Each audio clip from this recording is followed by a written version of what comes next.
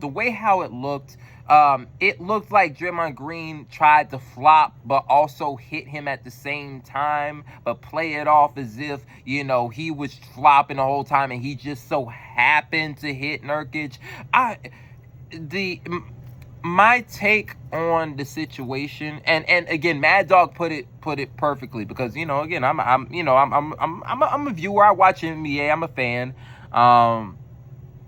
Yeah, no, I'm not gonna lie, y'all. And y'all, I'm interested to know and hear what you guys think. But I am sick of well, let's just say this. I don't care I don't care for Draymond. I guess Draymond in the league.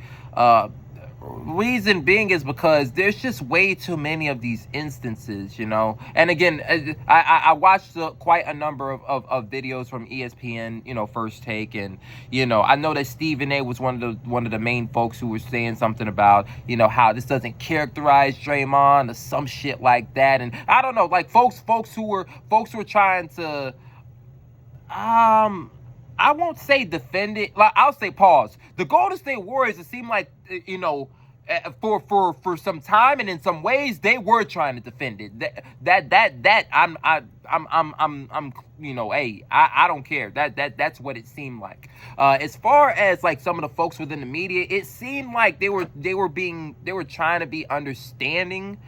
The only thing is, and I'll say, Kendrick Perkins ended up bringing this up as well, about essentially why are folks trying to be, understanding now about this particular issue, but they're not, that same sort of understanding isn't always present. And I agreed with Kendrick Perkins, because I don't know what I don't know, folks know Draymond personally, and here's the thing, I'm certain that Draymond Green is not I'm certain that the person that we see on the court is not the person who is, or may not entirely be the person who walks around the street and all that other sort of jazz.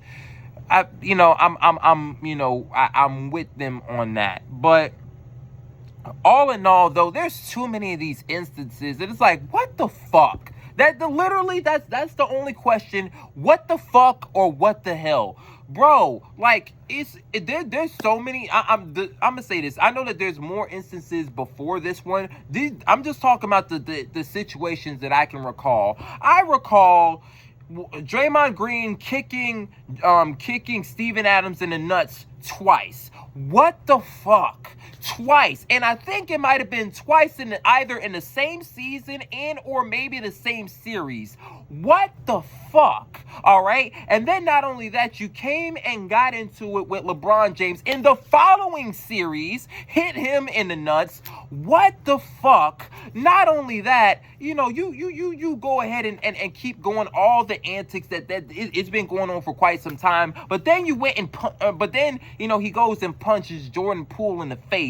Not saying that Jordan Poole didn't deserve it or whatever. I don't know all of what from what I heard, Jordan Poole got slick in the mouth, and tensions and all that other sort of jazz, and Jordan Poole wasn't always the easiest person to deal with, but you punched him in the face. You got this particular situation. You ended up choking out Rudy Gobert, in which that was uncalled. What the fuck are you choking out Rudy Gobert? What the fuck? Like, yo, that's literally the question. What the fuck? Why are you doing that? That honestly, and this is the thing too, because now I'm thinking about that particular situation. Even watching that back, that didn't seem like I'm protecting my players. Why are you? Or, I got caught up. No, that seemed like you had something personal with Rudy Gobert, and you just went and did that, because Rudy Gobert's not even fighting nobody. He's legit pulling folks away. What the fuck? Oh Lord, y'all. That's my take. Honestly, well, I'm not even finished. But just and at this point, y'all, Draymond Green may have to go. Just, I don't know.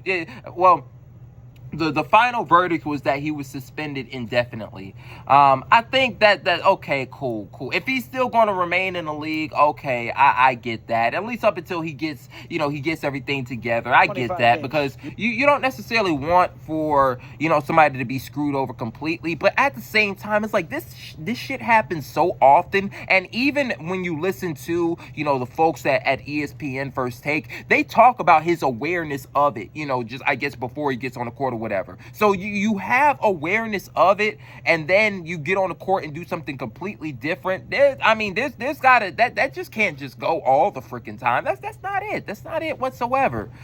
So, and then come to find out, I mean, listen, it wouldn't matter how much, how valuable whoever it was to the team. If you're out here just fucking around doing some shit like that, then no, honestly, you should sit down for some time. All right. But especially because Draymond, like, everything that Mad Dog ended up saying, yeah, for the he just happened to get caught on a good team, and granted, he's been a very essential piece to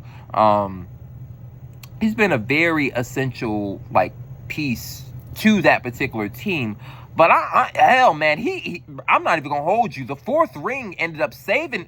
Listen, if the Celtics won that ring, Joe, listen, hell, he'd be even under more fire, because he was doing antics, not necessarily around the same sort of antics, but again, there was antics as well going on, just throughout that particular postseason. So it's like, yo, what the fuck is going on, yo? Why are you continuing to do? Why are you? I don't know what man. Just no. It's and I'll say it's definitely at the point where there's no leniency anymore. It's just bro, just get him out. In terms of and because I know Stephen A.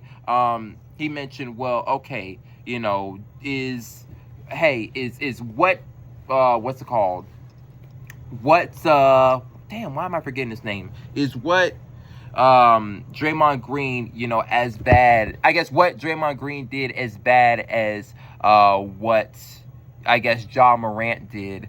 That is this is the funny thing, right? Because that was a pretty interesting question. What I didn't like about that was that he was saying that as though he was asking for, he was saying that as though he didn't want for Draymond Green to be suspended indefinitely, or that he wanted for it to I guess be a specified amount or something like that. Waving a gun around, that's not cool. I'll say this, I'm not gonna hold you.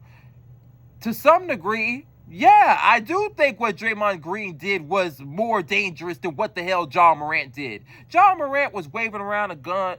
Actually, anything could have happened with a gun.